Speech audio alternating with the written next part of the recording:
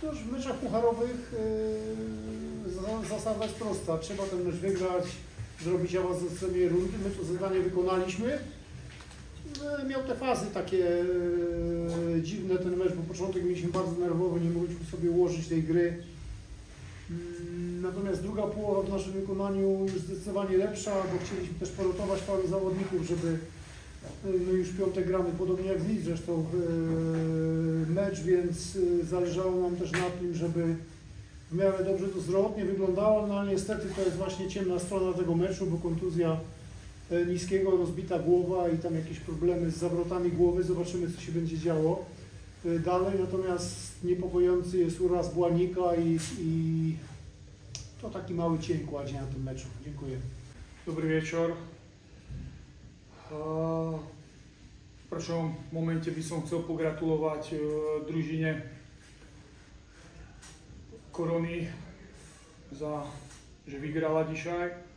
Myślę, że bolo widać, że gramy z družinou z Ekstraklasy, ale myślę, że moi zawodníci pošli do toho spotkania bez rešpektu i chceli sme grať tak, aby sme dzisiaj zvíťazili. S tým, že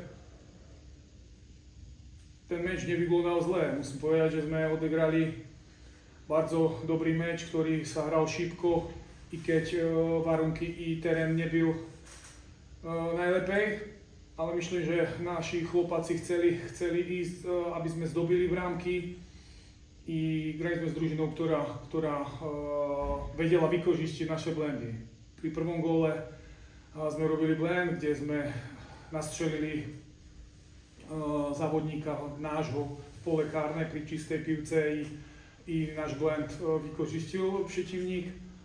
V hre, myslím, to vyglądało, že nebyla nejaká vážna różnica medzi týmami, ale či dosvedčenie, či tí závodníci boli dôkladní v situáciách, ktoré decidovali o meču. A dzisiaj sme o tom meču decidovali my našimi blendami, či už pri prvej brámke i zo stáleho fragmentu, i po blende, kde bol kárne, a to už ťažko sa niečo robí s tým výnikom, jak hráte proti Kielcám, ktorí majú dobrý výstem. Teší mňa dzisiaj, že závodníci, ktorí pošli do meču po dlhšom čase, pokázali, že môžem líčiť na nich v tej družine. Som rád, že mladý Kasper vyglądal dobře v bránce i závodníci, ktorí dlhší čas mali nejaké problémy, či už kontúzie alebo svoje personálne problémy, dzisiaj grali a zagrali dobrý meč.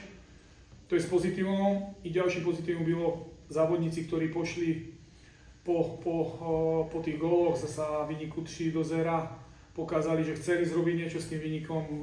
Naše situácie sme nevykožistili a pregrívame a musíme teraz robiť fokus na bardzo trudné spotkanie v Bytomie a musíme čo najrýchlejšie zregenerovať, aby sme dobre vyglądali.